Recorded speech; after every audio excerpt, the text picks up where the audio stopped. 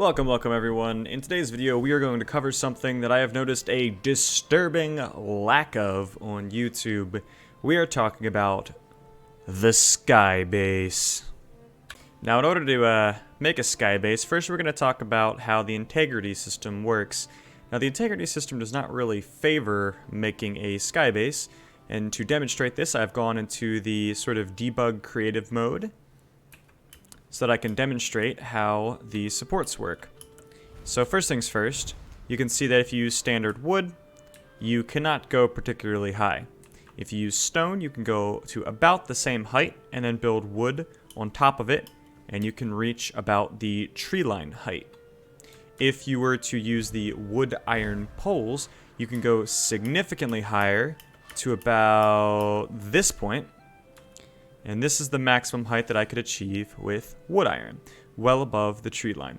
So wood iron is going to be the basic material for creating our base, and for those of you that do not know, wood iron poles are basically regular poles, but you use one iron per build, and it reinforces them so you can build significantly more.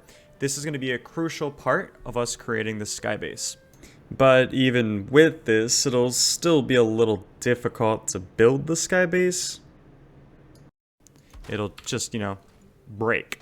So we're going to have to get a little bit creative with how we're going to get the ground higher up so that we can continue to build once we've reached this height. So what are we looking for? We are looking for high elevations, but we don't want to use the mountains because that has the freezing mechanic. So we're going to go to the plains and we're going to look at these pillars and see if we can use them as the base of our sky base. Once you find a couple pillars in close proximity, you'll just build a simple ladder up the side of the rock. You can build off of this, so it'll be fairly sturdy. And then what you're going to do is you're going to start building using the iron supported wood across towards another pillar. Now note, if your pillars are kind of far apart, like mine are, you may not be able to make it all the way across with them. You will have to go to the other side and build from there as well. If both sides cannot connect, like you see here, this one can only make it to here. This side can only make it to here. Unfortunate, but very close.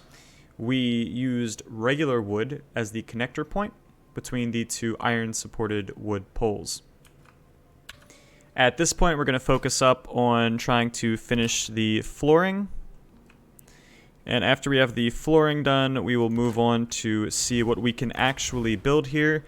Now, building may be limited, especially vertically, because we only have so much support in some of the spots in this beam.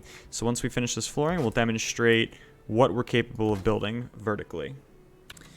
Okay, with the flooring complete, this is about what it would look like from above. You can't fully see the end of the bridge because rendering.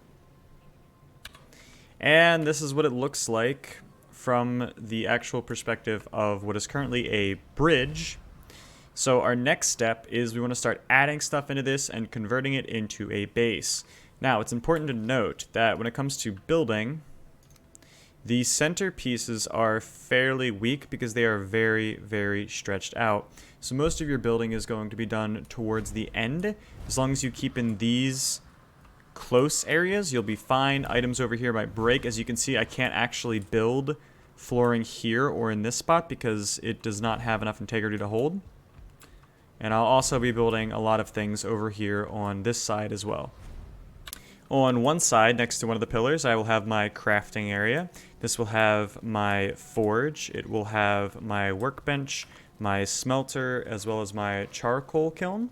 And eventually I will also build storage units over here.